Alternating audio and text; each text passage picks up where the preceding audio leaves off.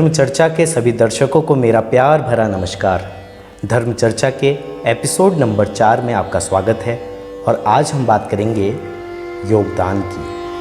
प्रेमियों, आज की ये कथा आपको लेकर चलेगी रामायण के राम कथा के उस पावन प्रसंग की ओर, जब सीता माता की वापसी के लिए संपूर्ण राम सेना सेतु का निर्माण कर रही थी। नल और नील के नेतृत्व में बड़े बड़े पत्थर लाए जा रहे थे, राम का नाम लिखा जा रहा था और पत्थरों को जब छोड़ा जा रहा था पानी में, तो वो पानी में तैर जा रहे थे। और तैरते भी क्यों नहीं, कहते हैं प्रभु राम का हाथ जिसने पकड़ लिया वो कभी डूब नहीं सकता, वो हमेशा भवसागर तैरेगा ही तैरेगा।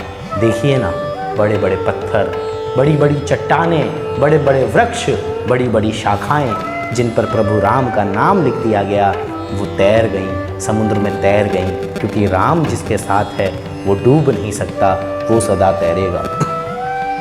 ये धर्म का कार्य था। इस कार्य में जिससे जो बन पड़ रहा था वो कर रहा था। अचानक वानरों की नज़र जाती एक छोटी सी गिलहरी पर। देखते हैं कि गिलहरी वानरों के मार्ग के बीच एक अवरोध का कार्य कर रही है। जब वानर बड़े बड़े पत्थर, बड़ी बड़ी शाखाएं, बड़े बड़े वृक्ष लेकर राम सेतु निर्माण के लिए निकल रहे हैं, उस समय ये गिलहरी सभी वानरों के पैरों के बीच में आ रही है। हनुमान जी इस गिलहरी को बड़े ध्यान से देखते हैं वो गिलहरी पहले समुद्र में अपनी पूंछ को भिगो रही है, उसके बाद वो मैदान तक जा रही है, वहाँ पर क्रीड़ा कर रही है, वहाँ पर खेल रही है और वापस आकर फिर पुल पर थोड़ी देर रुक रही है। हनुमान जी को कुछ समझ में नहीं आता। वो गिलहरी को लेकर प्रभु राम के समक्ष पहुंचते हैं। कहते हैं जब ये संपूर्ण ब्रह्मांड इस धार्मिक कार्य में हमारा सहयोग कर रहा है, उस समय ये गिलहरी अवरोध उत्पन्न कर रही है।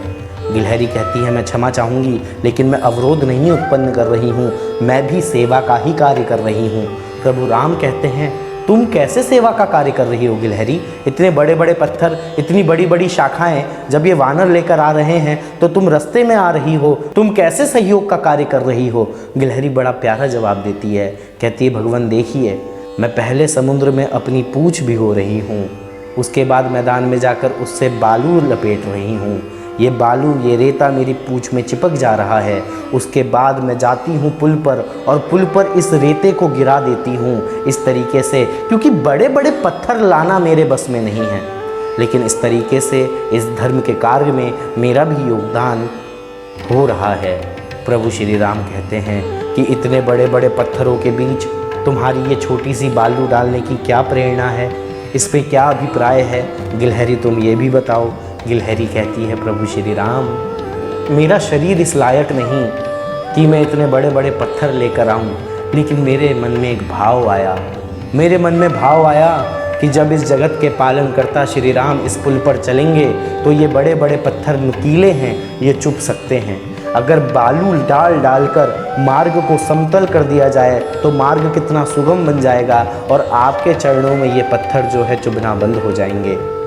हनुमान जी गिलहरी के भाव को सुनकर भाव विभोर हो जाते हैं। प्रभु श्री राम गिलहरी को अपनी गोद में बैठा लेते हैं। कहते हैं वाह गिलहरी वाह, तुम्हारा ये योगदान युगों युगों तक याद किया जाएगा। गिलहरी सुनो, मैं तुम्हें वरदान देता हूँ कि तुम्हारा ये योगदान राम सेतु की जब भी चर्चा होगी, तुम्हारे इस योगदान की चर्चा होगी।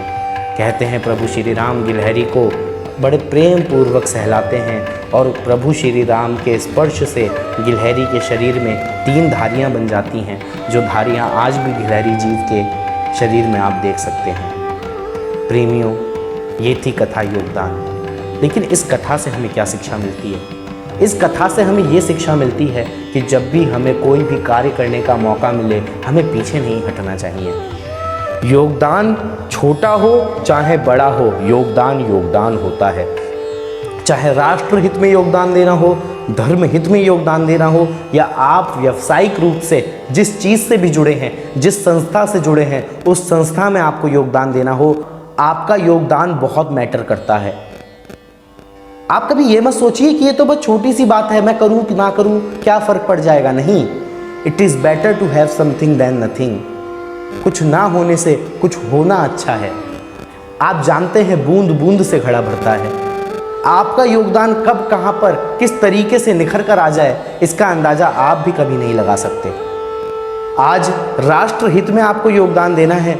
जब संपूर्ण विश्व कोरोना जैसी महामारी से ग्रसित चल रहा है, तो हम योगदान घर पे बैठ के दे रहे हैं। आपको घर पे बैठकर योगदान देना है। जब ये लॉकडाउन जैसी चीज़ें हट जाएंगी, आपको बाहर निकलकर कोई धर्म का कार्य होता है, वहाँ अपनी स्वेच्छा से 101 रुपये भी अगर किसी भंडारे में आप दे रहे हैं, तो वो धर्म का कार्य है, वो योगदान है।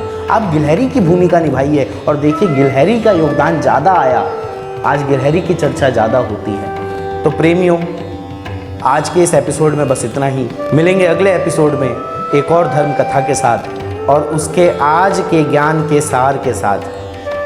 तब तक के लिए आप सभी को मेरा जय श्री राम।